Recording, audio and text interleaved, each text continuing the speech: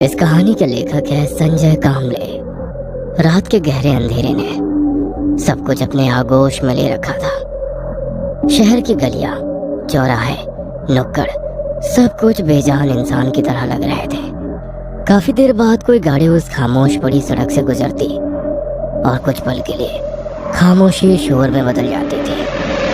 पर वो गाड़ी दूर जाते ही दोबारा पूरा इलाका खामोश हो जाता।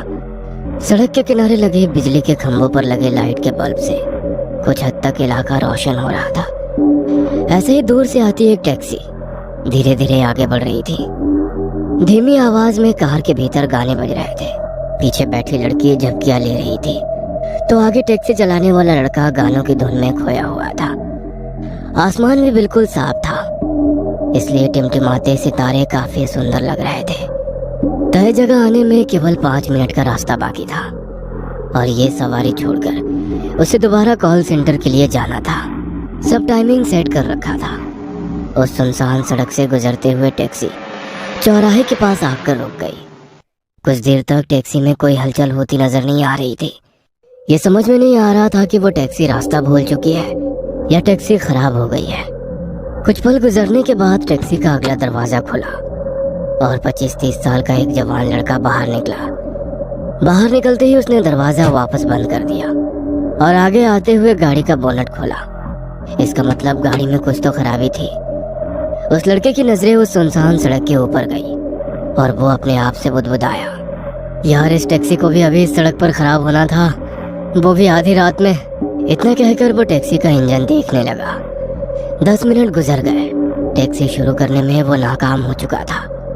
तभी टैक्सी का पिछला दरवाजा खुला और एक 20-22 साल की खूबसूरत लड़की बाहर निकली। सामने जाकर देखा तो वो लड़का इंजन में कुछ कर रहा था। भैया क्या हुआ? वही देख रहा हूँ। और कितनी देर लगेगी? कुछ कह नहीं सकता मैम, शायद आपको दूसरी टैक्सी करनी पड़ेगी। दूसरी टैक्सी? इतनी रात को? वो लड़की परेशान हो गई। आप चिंता मत कीजिए, मैं आपके लिए दूसरी टैक्सी का इंतजाम करता हूँ। इतना कहकर उसने अपनी जेब से मोबाइल निकाला और कॉल लगाने लगा। काफी देर मशक्कत करने के बाद भी किसी भी गाड़ी का इंतजाम ना हो सका। रात के 2 बजने को थे। लड़की भी काफी परेशान हो चुकी थी। भैया मुझे अब यहाँ से कुछ ही दूर जाना है, मैं चली जाऊंगी। अरे नहीं मैडम, आप मेरी जिम्मेदारी है, आपको अकेले नहीं जाने दे सकता, मैं भी आपके साथ चलता हूँ। गाड़ी का बोनट वैसे ही रखकर वो दोनों फ्लैट की तरफ चलने लगे। वैसे तुम और भी काम करते हो या टैक्सी ही चलाते हो? जी, और भी एक नौकरी करता हूँ, स्कूल में चपरासी की नौकरी। तनख्वाह कम है इसलिए। वैसे आप कौन सा जॉब करती हैं? मैं कॉल सेंटर में काम करती थी। करती थी मतलब? कुछ दिन पहले एक कार एक्सीडेंट हो गया और मेरी जॉब छूट गई। मतलब आपको बेड रेस्ट दी होगी, इसलिए ज्यादा छुट्टियाँ लेने की वजह से आपको नौकरी से निकाला होगा। वैसे एक्सीडेंट इसी रोड पर हुआ था या किसी और जगह? इसी सड़क पर हुआ था।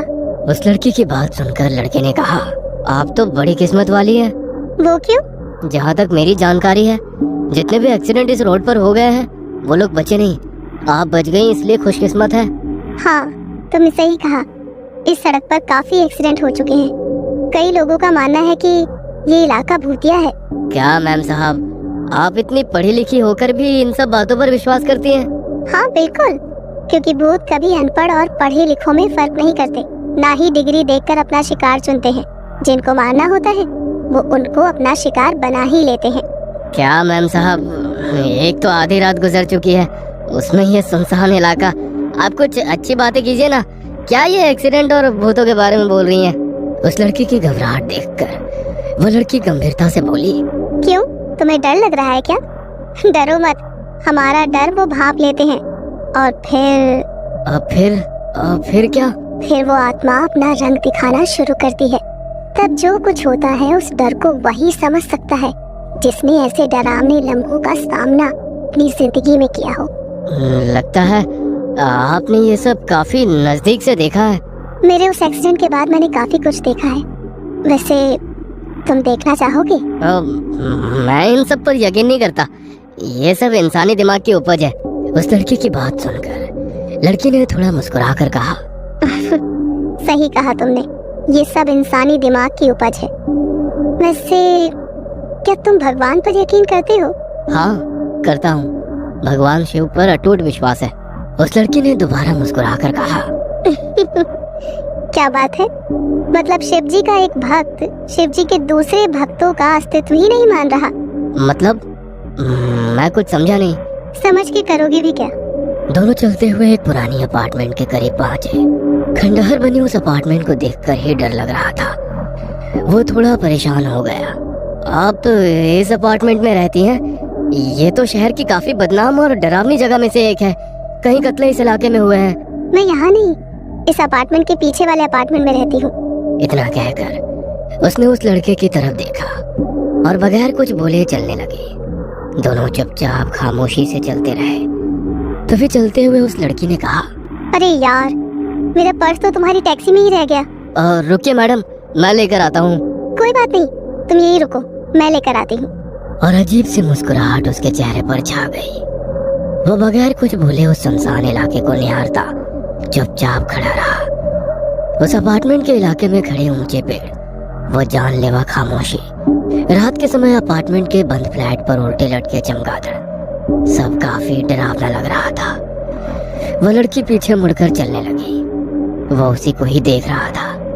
रात के अंधेरे में उसका इस तरह रुकना उसे काफी अजीब लग रहा था। चलते चलते कुछ कदम जाकर वो एकदम से रुक गई। वो थोड़ा परेशान हो गया। वो कुछ बोलता इससे पहले उसने एक बार मुड़कर देखा और दोबारा चलती हुई गलियारे से निकलकर कार के पास पहुंच गई। कार का दरवाजा खोला और देखा तो पर्स वहीं सीट पर पड़ी हुई थी। पर्स उठाई और वो मुड़कर जाने लगी। तभी टैक्सी के नीचे से टैक्सी वाला बाहर निकला। उसके कपड़े काफी गंदे हो चुके थे। आगे जाते हुए गाड़ी का खुला बोनेट बंद किया और अंदर बैठते हुए उसने कहा, चलिए मैडम, काफी मशक्कत के बाद टैक्सी ठीक हो गई। वैसे आपकी किस्मत अच्छी है। उस लड़की के पैरों के नीचे से जमीन सरक गई थी। उसे पीछे उस अंधेरी गली की तरफ देखने की भी हिम्मत नहीं हो रही थी। पर उस लड़की के पीछे अंधेरी गलियारी में उस लड़के की नजरें गई और वो सहम गया। उसके मुंह से शब्द नहीं निकल रहे थे। बिना पीछे देखे वो लड़की टैक्सी में बैठी और अगले ही पल टैक्सी तेजी से वहां से निकली। लड़की काफी डर चुकी थी। कांपती हुई आवाज में उसने टैक्सी ड्राइवर से पूछा, तुम इतना क्यों डर गए? आपके पीछे उस अंधेरी गलियारी से कोई दौड़ता हुआ हमारी तरफ आ रहा था। शायद कोई चोर या लुटेरा होगा। उस लड़की ने कांपती हुई आवाज में कहा, वो चोर या लुटेरा नहीं था। तो फिर कौन था? अगर मैं बताऊंगी तो भी तुम मुझ पर यकीन नहीं करोगे। मतलब हुआ क्या है? अभी अभी मुझे हॉन्टेड एक्सपीरियंस हुआ। Haunted experience? तुमने अभी उस गलियारे से जिसे हमारी तरफ आते देखा, वो कोई चोर लुटेरा नहीं बल्कि एक आत्मा थी। मैडम, आप ठीक तो हैं? मैंने कहा था ना, मेरा यकीन नहीं करोगे। आपको कैसे पता चला कि वो आत्मा है, जबकि आपने पीछे देखा भी नहीं था? क्योंकि गाड़ी खराब होने के बाद मैं तुम्हारे साथ ही मेरे अपार्टमेंट की तरफ जा रही थी। मेरा पर्स तुम्हारी टैक्सी में छूटा था, इसीलिए वापस लौटी तो तुम अभी अपनी वही कार ठीक कर रहे थे।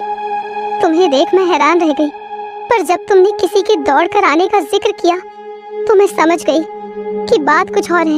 इतना कहकर उस लड़की ने पीछे झांक कर देखा तो सड़क पर एक इंसानी आकृति खड़ी नजर आ रही थी। ड्राइवर के सिर के पास लगे शीशे में देखकर बोली, सच कहूँ तो उस दिन हुए एक्सीडेंट में भी मैं बाल बाल बची थी और आज भी मैं बाल बाल बची हूँ। और पीछे की सीट पर आराम से बैठ गई। तभी उस लड़के ने कहा, मतलब तुम्हें अभी भी लगता है कि उस दिन की तरह तुम आज भी बचोगी? और गाड़ी की रफ्तार तेज करते हुए एक डरावनी मुस्कुराहट उस लड़के के चेहरे पर छा गई। पीछे सड़क पर खड़ा वो लड़का हैरानी से अपनी तेज रफ्तार कार को देखता रह गया।